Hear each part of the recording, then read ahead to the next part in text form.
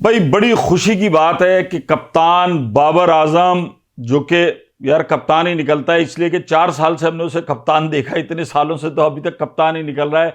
वो आईसीसी की ODI ranking में नंबर 1 बैटर बनकर सामने आए हैं और ये एजाज उन्होंने भारत के शुभमन गिल से छीना है। अगर हम बात करें तो आईसीसी ने जो रैंकिंग जारी की है उसमें बाबर आजम जो है 824 पॉइंट के साथ पहले नंबर पर है। दूसरे पे भारत के शुभमन गिल हैं जिनके 810 पॉइंट हैं, और उसके बाद रोहित शर्मा हैं, और 5वें नंबर पर जो है वो डेविड वार्नर हैं। अब थोड़ा सा अगर हम इसका तजिया कर ले तो भाई कोई इसे पर्सनल अटैक नहीं है बाबर आजम पर। मुझे आईसीसी की रैंकिंग समझ में नहीं आती। अगर हम बात करें विराट कोहली, शुभमन गिल और रोहित शर्मा की, तो आप उनकी परफॉर्मेंस देख लेंगे, कितने मैचेस उन्होंने जितवाए हैं, किस तरीके से उन्होंने अपनी इनिंग्स बिल्डअप किए, चाहे एशिया कप हो, वर्ल्ड कप हो, किस तरीके से ये खिलाड़ी जो है अपनी टीमों को लेके चले। लेकिन अफसोस के साथ कहना पड़ता है कि बाबर आजम के ऊपर कुछ ऐसा बैड पैच चल रहा है कि उस तरीके की कारकर्दगी नजर नहीं आ रही जिस क्लास के वो बैट्समैन है। हमारे यहाँ पूरी जगह पर पूरे वर्ल्ड कप में और एशिया कप में जो है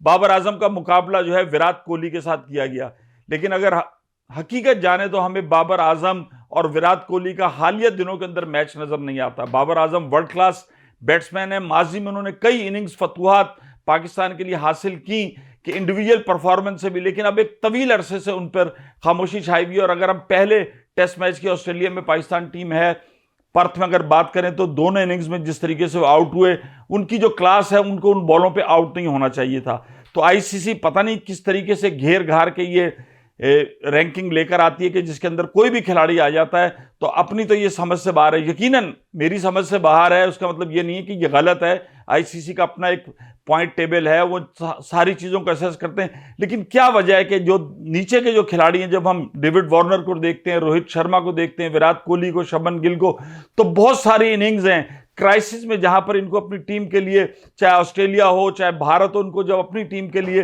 कुछ डिलीवर करना पड़ा तो उन्होंने अपनी टीमों को फ्रंट से लीड किया। लेकिन इस चीज का कमी का एहसास बड़ी शिद्दत के साथ हो रहा है बाबर आजम, और ऐसा लगता है कहीं कहीं के बाबर आजम कप्तानी के छिन जाने से या 4 साल बाद पीसीबी ने उनके साथ जो रवैया इख्तियार किया उस पर वो कुछ नाला नजर आते हैं। बहुत सारे चीजें भी सामने आई, जिससे कि एक कहा गया कि जो साया कारपोरेशन है उसके अंदर जो तला उस्मानी है वो बहुत ज़्यादा इन्फ्लुएंस करते हैं बाबर आजम। यकीनन किसी कप्तान की कप्तानी छिन जाना उसके लिए एक बड़ी बात होती है, और वही बात है कि उसके बाद फिर एक ऑडियो लीक आई, तो ये तमाम बातें भी जो हैं वो बाबर आजम के लिए परेशानी का बायस ज़रूर होंगी। कहीं ना कहीं वो अंडर प्रेशर नज़र आ रहे हैं, लेकिन भाई अंडर प्रेशर नहीं होना है, इस प्रेशर से निकलना है। इसीलिए तो आपको कप्तानी से हटाया गया आपने खुद छोड़ी कप्तानी, और बिल्कुल सही फैसला था।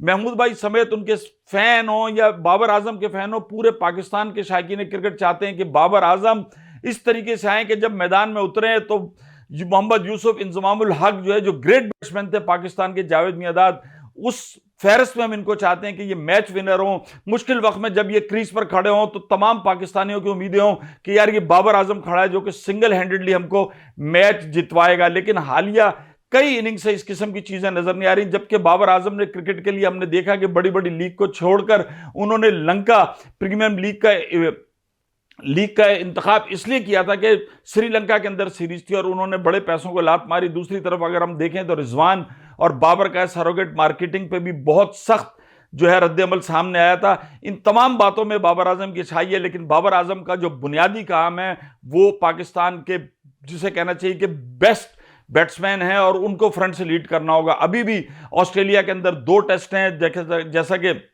मेलबर्न के अंदर 26 तारीख को टेस्ट खेला जाएगा।